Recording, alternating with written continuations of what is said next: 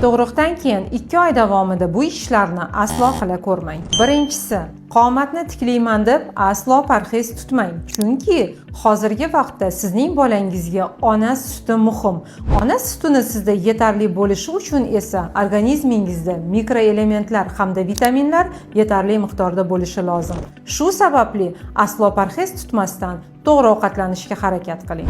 Ikkinchisi, aslo zo'riqishga yo'l qo'ymang. Uy sharoitida egilib ish qilmang, og'ir yuk ko'tarmang va tanamni tezroq tiklayman deb sport zaliga chiqmang.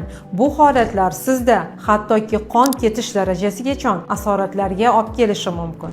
Uchinchi eng asosiysi, jinsiy hayotni erta boshlamang. 2 oy muddat davomida sizdan turli ajralmalar keladi.